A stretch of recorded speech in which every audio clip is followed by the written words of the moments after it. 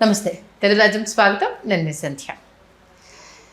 Cinema ఇండస్ట్రీలో కొన్ని combinations చాలా అబ్బురపరుస్తాయి, ఆ తర్వాత అద్భుతాన్ని సృష్టిస్తాయి. ఈ నేపథ్యంలో పూరి జగన్నాథ్ గారు రవితేజ గారి కాంబినేషన్లో వచ్చిన ఇడియట్ సినిమా ఏ రేంజ్ బ్లాక్ బస్టర్ అయిందో మనందరికీ తెలిసిందే. అది రవితేజ గారి కెరీర్ని ఏ రకమైన మలుపు తిప్పింది, డైరెక్టర్ పూరి జగన్నాథ్ గారి స్టామినా ఇది అంటూ సినీ లవర్స్కి కావచ్చు, మన తెలుగు ఇండస్ట్రీకి కావచ్చు, ఏ రకంగా డంకా బజాయించి చెప్పిందో మనందరికీ తెలిసిందే. ఇడియట్ సినిమా వచ్చి 25 సంవత్సరాలు పూర్తి చేసుకున్న సందర్భంగా ఆ కథ, అప్పుడు జరిగిన అనేక విషయాలు మీకు అందించే ప్రయత్నం చేయబోతున్నాను. చరిత్రకారులు, సినీ రాజకీయ విశ్లేషకులు చిలక శ్రీకాంత్ గారు మనతో ఉన్నారు. ఆయన మాటల్లో. శ్రీకాంత్ గారు నమస్తే. నమస్కారం సంధ్య గారు. అప్పుడే 25 years వెనక్కి తిరిగి చూస్తాం. రజతోత్సవ సంవత్సరం ఇడియట్కి. మీకు ఆ ఇడియట్ ఫస్టే చూసిన అనుభవం కావచ్చు, లేకపోతే వీళ్ళిద్దరి కాంబినేషన్లో సినిమా వస్తుంది అన్నప్పుడు మీ ఫీలింగ్ కావచ్చు, ఏంటి అసలు? ఫస్ట్ డే గురించి మాట్లాడుకునే ముందు వాస్తవానికి మనం అసలు ఇడియట్ పూర్వాపరాల గురించి మాట్లాడుకుని ఫస్ట్ డే చూసానా చూడలేదా వెళ్దాం. ఓకే. మీకు బద్రీ హిట్ తర్వాత పూరి జగన్నాథ్ గారు బాచి ఫ్లాపు, జగత్బాబు గారు ఇక్కడ అట్టర్ ఫ్లాపు, కానీ బెంగళూరులో బాగా ఆడింది బాచి తెలుగు. ఓకే. అది రాజ్ కుమార్ గారికి చెప్పారు, ఎవరు కన్నడ కంఠీరవ డాక్టర్ రాజ్ కుమార్ గారికి బాచి సినిమా మేకింగ్ టేకింగ్ భలే ఉంది, ఎవరో తీశారండి పూరి జగన్నాథ్ అంటే పిలిపించారు. ఆయన శివరాజ్ కుమార్ గారితో యువరాజా అనే సినిమా పూరి జగన్నాథ్ గారు అక్కడ డైరెక్షను, ఇక్కడేమో ఇట్లు శ్రావణి సుబ్రహ్మణ్యం సమాంతరంగా జరిగాయి. యువరాజా హ్యాపీ హిట్, ఇట్లు శ్రావణి సుబ్రహ్మణ్యం సూపర్ హిట్ అయిపోయింది. ఇప్పుడు ఏ సినిమా చేయాలి, ఎవరితో చేయాలి కదా అనుకున్నప్పుడు ఈ కథని పూరి జగన్నాథ్ గారు పవన్ కళ్యాణ్ గారికి చెప్పారు, మహేష్ బాబు గారికి చెప్పారు, చివరాఖరికి తరుణ్ కూడా చెప్పారు. అసలు మెటీరియలైజ్ అవ్వలేదు. మెటీరియలైజ్ అవ్వకపోగా ఈలోపు రాజ్ కుమార్ గారు పిలిచారు. ఆయనకేంటి యువరాజా సినిమా చూసి సరైన సమయం వచ్చింది, ఆయన మూడో కుమారుణ్ణి లాంచ్ చేయడానికి పరిచయం చేయడానికి ఆయన నిర్ణయించుకున్నారు. శివరాజ్ కుమార్ గారు స్టార్ హీరో అయిపోయారు. తర్వాత రాఘవేంద్ర రాజ్ కుమార్ ఇంకొక ఆయన ఉన్నారు, ఆయన నంజుండ కళ్యాణ సినిమాలు చేశారు. ఆయన తర్వాత ఏమో పునీత్ రాజ్ కుమార్. పునీత్ అక్కడ బాలనటుడిగా చాలా అప్పటికే ప్రసిద్ధి చెందినటువంటి నటుడండి, బాలనటుడిగా చైల్డ్ ఆర్టిస్ట్గా ఒక స్టార్డమ్ ఉంది అతనికి.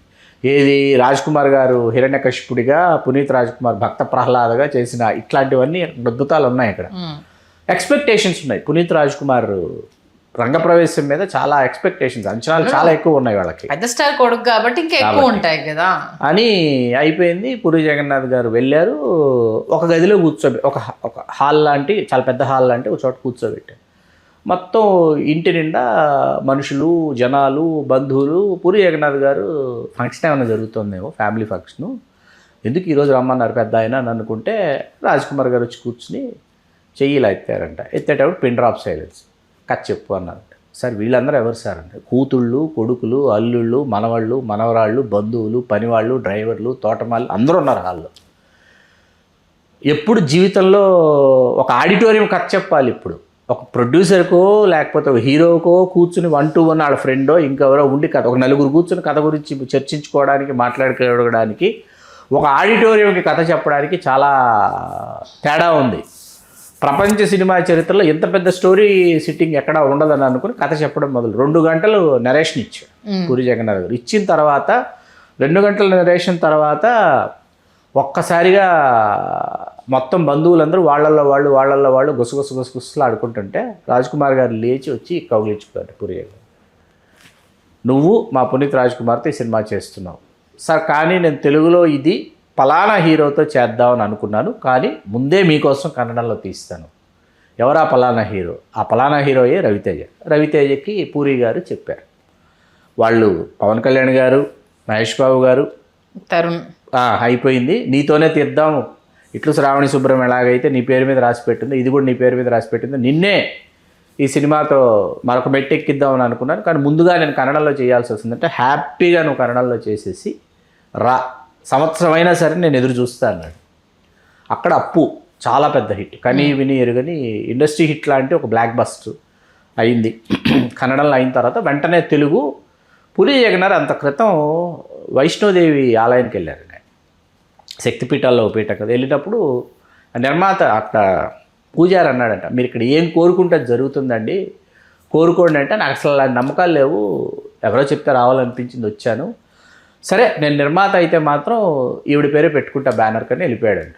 ఇప్పుడు ఆయన నిర్మాతగా మారి వైష్ణవ్ అకాడమీ, అందులోకి చింతకాయల అయ్యన పాత్రుడు గారు, ఇవాళ మన స్పీకర్ గారు, వారి పేరు లేకపోయినా వారి శ్రీమతి పేరు ఉంటుంది, సిహెచ్ పద్మావతి సమర్పించింది. ప్రొడక్షన్ అంతా ఎంఎల్ కుమార్ చౌదరి గారు చూసేలాగా భాగస్వామ్యంలోకి వచ్చారు. కన్నడంలో చేసిన రక్షితనే హీరోయిన్గా తీసుకున్నారు. గౌరీశంకర్ గారిని ఫేమస్ సినిమాటోగ్రాఫర్ అండి, వాళ్ళ అమ్మ కూడా హీరోయిన్ మమతారావు గారిని, వాళ్ళ అమ్మాయి రక్షిత. అలా కుదిరినటువంటి ఇడియట్. టైటిల్ ఇడియట్ అన్నది అనౌన్స్ చేయగానే అండి అస్సలు ఒక్కసారిగా ఇండస్ట్రీలో ఒక చిన్న కలకలం బయలుదేరింది. ఇప్పుడు ఇడియట్ టైటిల్ ఏంటి, నెగిటివ్ టైటిల్ ఏంటి అని చెప్పేసి మార్చి 24, 2002 ప్రారంభమైంది. పూరి గారి స్పీడు, ఎంత స్పీడ్ టేకింగ్ అంటే 55,000 నెగిటివ్ ఎక్స్పోజర్ అండి, అంతే cinema. 55,000 negative exposure. August 22 Chiranjeevi గారి బర్త్డే రోజు రిలీజ్ చేశారు ఆయన. ఓకే. దీనికి ముందు ఏంటంటే ఫైట్స్ ఏవైతే ఫైట్స్ ఇతను కాన్సెప్ట్ ఓరియంటెడ్ ఫైట్స్, ఒకటి టాస్క్ ఫోర్స్ వాళ్ళని కొడతాడు, అదొక ఫైట్, తలతో కొడతాడు హెడ్ ఫైట్ ఒకటి, ఇంకో ఫైట్, 3 ఫైట్లు కాన్సెప్ట్ ఓరియంటెడ్ ఫైట్స్. అవి 3 సారథి స్టూడియోస్లో తీశారు. హైదరాబాద్ దాటి వెళ్ళలేదు షూటింగ్కి ఎక్కడికి. ఓకే. పాటల కోసం 2 పాటల కోసం బ్యాంకాక్ వెళ్ళారు. బ్యాంకాక్ వెళ్ళడం అనేది ఇంకా ఆ తర్వాత నుంచి పూరి జగన్నాథ్ గారి జీవితంలో సంప్రదాయంగా మారిపోయింది. బ్యాంకాక్ వెళ్ళకపోతే కథ రాదు, సీన్లు రావు, డైలాగులు పుట్టవు అన్నది. అవేవి లేకుండా వెళ్లకుండా చేసిన సినిమా ఇడియట్. ఇందులో ఆ పైకి వాటర్ ట్యాంక్ పైకి ఎక్కి దూకుతాడు, దూకితే నువ్వెలా బతుకుతావే అని కిందకు వచ్చి అడుగుతాడు. అది 16 ఏళ్ల వయసు సినిమా, తమిళ్లో 16 5 నెలలే. అందులో కమల్ హాసన్, తెలుగులో చంద్రమోహన్ చచ్చిపోతామని చెప్పి వెళ్ళిపోయి మళ్ళీ వెనక్కి వచ్చి నేను చచ్చిపోతే నువ్వు ఎలా ఉంటావే అని అడుగుతారు హీరోయిన్. దాన్ని యాజ్ ఇట్ ఈజ్గా అద్భుతంగా తనదైన స్టైల్లో క్యాప్చర్ చేశాడు. యాక్చువల్గా సీనుగాడు ఫస్ట్ అనుకున్నది హీరో పేరు సీనుగాడు.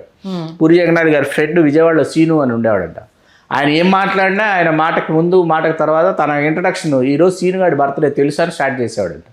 అది అప్లై చేస్తే సింధూరంలో చంటి అండి హీరో పేరు, రవితేజ పేరు చంటి. ఆ చంటిగాడిని పెట్టు బాగుంటుందని రవితేజ అంటే చంటిగాడిగా మార్చారు. ప్రకాష్ రాజ్ గారు, కోటా శ్రీనివాసరావు గారు, కైకాల సత్యనారాయణ గారు, జీవా గారు, అసలు ఈ సినిమా మొత్తం సినిమా గురించి మాట్లాడుకొని అలీ గారి గురించి మాట్లాడుకోకపోతే వృధా ప్రయాస, ఏదో లోపం.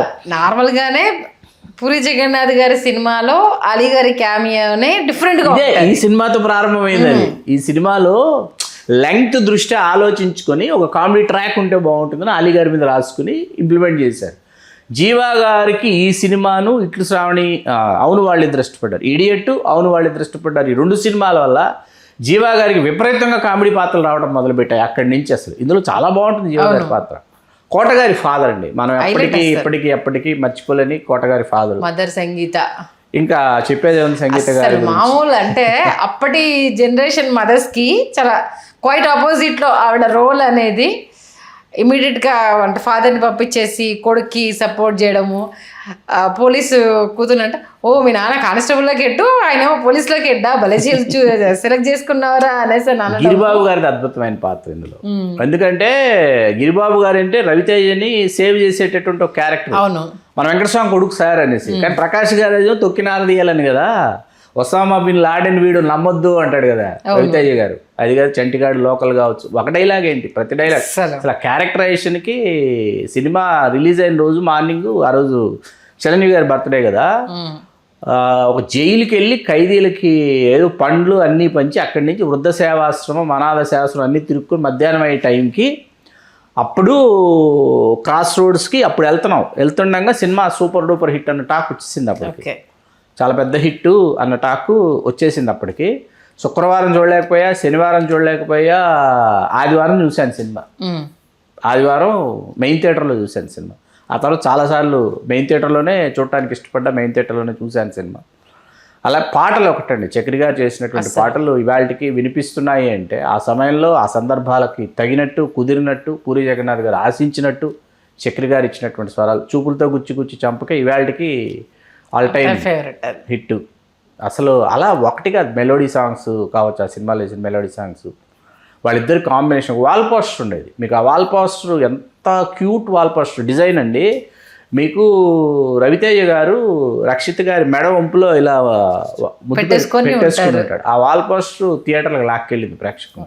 ఎక్కడ కాంప్రమైజ్ అవ్వలేదు. టైటిల్ కూడా సార్ ఇడియట్ ఓ చండీగఢ్ ప్రేమ కథ అనేసి అని అప్పటి యూత్ లో బాగా అట్రాక్ట్ చేసిన మూవీ అంటే ఇవాళకండి ఇవాళ తెలియకుండా అప్పుడు ఇంకా అసలు అంటే ఒక new wave generation, new wave youth, ఒక న్యూ వేవ్ లో ఉన్నటువంటి యూత్తో పాటు ఫిల్మీ లవర్స్ చాలా సీరియస్గా కనెక్ట్ అయినటువంటి రాస్తే ఇలా రాయాలి, ఈ కొత్త పందాలో రాస్తున్నారు, కొత్త తరం కోరుకుంటున్నటువంటి కొత్త తరహా క్యారెక్టరైజేషన్, దాన్ని రవితేజ గారు దానికి ఆయన చేసిన పోర్ట్రేట్ చేసినటువంటి విధానం, ఇవన్నీ దానికి అపోనెంట్ ఎవరైతే బలంగా ఉంటారు, మీకు ప్రకాష్ రాజ్ గారు చాలా ఎంత బలమైన అపోనెంట్, ఆ బలమైన అపోనెంట్ ఉన్నప్పుడు ఈ హీరో క్యారెక్టరైజేషన్ ఎలివేట్ అవటం, అది అద్భుతమైన ఆ బ్యాలెన్సింగ్ అనమాట. అవును, అలాగే చాలా అద్భుతంగా చేశారు. అంటే కోటా గారిని విలన్గా మనము ఎంత క్రూయల్గా చూసాము, యాజ్ ఏ ఫాదర్గా కామెడీ రోల్ మెయిన్ థింగ్.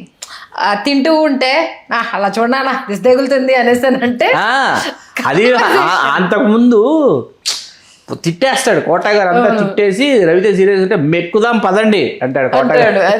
అంటే తిట్టడం దీని దారి దీందే, దాని దారి దానిదే పదండి అంటాడు అనమాట. అలాంటివన్నీ కూడా ఏంటంటే ఆయన అనుభవించిన పూరి గారు అనుభవించినటువంటి పాత్రల తాలూకు మాధుర్యం ఏదైతే ఉంటుందో దాన్ని తెర మీదకి తీసుకురావడం. మన జీవితంలో మనకు ఎదురుపడినటువంటి తారసపడినటువంటి వ్యక్తులు, వాళ్ళ వ్యక్తిత్వాలు, వాటిని పాత్రలుగా మలిచి వాటిని తెర మీదకి తీసుకొచ్చి వాటిని సజీవ చిత్రాలుగా మన ముందు సాక్షాత్కరింపజేయటం. అవును, that is the style of Puri Jagannath. Chakri గారితో ఎన్నో సినిమా ఇది అప్పటికి? చక్రి గారితో అప్పటికి బాచి మొదటి సినిమా అండి. బాచి, ఇట్లు శ్రావణి సుబ్రహ్మణ్యం, ఈ సినిమా మూడో సినిమా, హ్యాట్రిక్. బాచి ఫ్లాప్ అయినా లక్ష్మీ వెంకట లక్ష్మి అన్ని పాటలు ఎక్కేసాయి కాబట్టి వాళ్ళ ప్రయాణంలో మూడో సినిమా.